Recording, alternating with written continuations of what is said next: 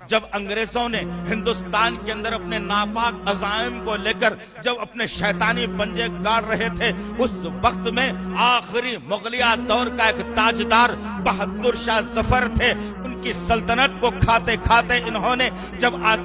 انہوں نے آزادی کے متعلق بات کی تو ان کو گرفتار کر لیا گیا، اور یہاں سے گرفتار کر کے انہیں ہندوستان کی سرزمین سے اٹھا لیا گیا اور یہاں سے رنگون کی سرزمین پر لے جا کر قید و بند کی صحبتوں میں رکھ دیا گیا۔ پھر بھی بہادر شاہ ظفر نے ہمت نہیں ہاری۔ جب انہوں نے انگریزوں کے خلاف میں بات کی تو ان کے سامنے، ان کی نگاہوں کے سامنے آج کچھ لوگ کہتے ہیں کہ اس ملک کے لیے مسلمانوں نے کیا دیا، یہ سن کر کے جاؤ اور ہر ایک کے کانوں تک الفاظ اور یہ باتوں کو پہنچاؤ تاکہ پتہ چلے کہ مسلمانوں نے کیسی کیسی قربانیاں دی ہے۔ بہادر شاہ ظفر کے سامنے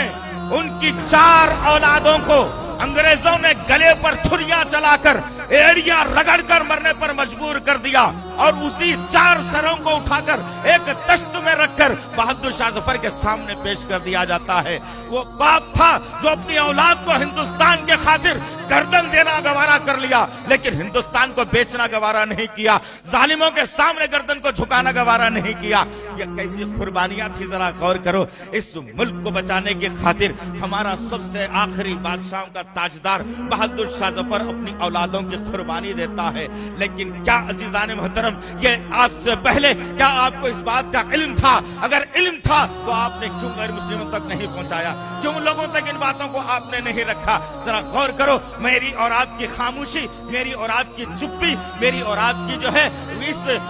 ان باتوں سے لا تعلق ہونا غیروں کو موقع دے چکا۔ اس ملک میں میرے علماؤں نے اس ملک کی سرزمین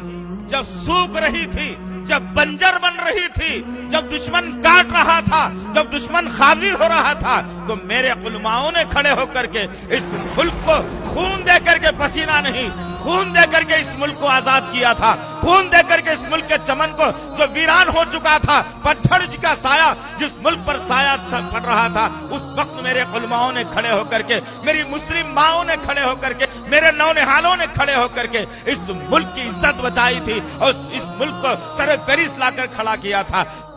آزادی ہند کے اندر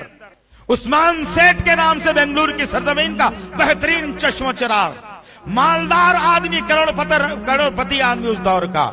گاندھی جی کو جب علم ہوا، گاندھی جی نے عثمان سیٹھ کو بلایا اور کہا کہ اب ہماری ضرورت پڑ رہی ہے، آپ کی ضرورت پڑ رہی ہے، اللہ نے آپ کو مال دیا ہے، وہ مال آپ ملک کے لیے خرچ کریں، انگریزوں کو بھگانے کے لیے خرچ کرے،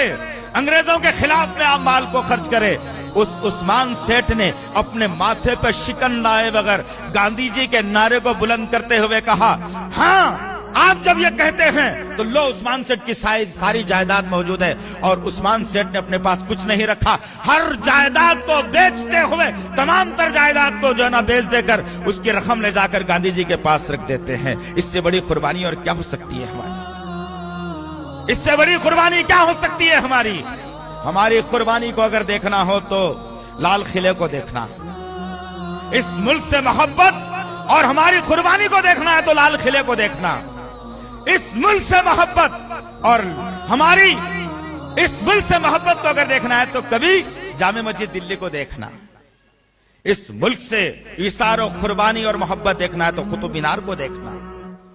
کبھی محبت کی مثال اگر دیکھنا ہو، اس ملک سے محبت کی مثال اگر دیکھنا ہو تو تاج محل کو کبھی دیکھ لینا غور سے۔ ہم نے تو اتنی یادگاریں دی، ہم نے تو اتنی یادگاریں دی اس ملک کو کہ کبھی کوئی دنیا کا آدمی فراموش نہیں کر سکتا اسے، کبھی دنیا کا آدمی جھٹلا نہیں سکتا اسے۔ اتنی ساری چیزیں ہم نے دی۔ حیدرآباد کی سرزمین پر خوبصورت چار مینار ہم نے دیا، خلوت پیلیس ہم نے دیا، سالارجنگ میوزیم ہم نے دیا، آصف جائی لائبریری ہم نے دیا، عثمانیہ یونیورسٹی ہم نے دیا، فلک نما پیلیس ہم نے دیا،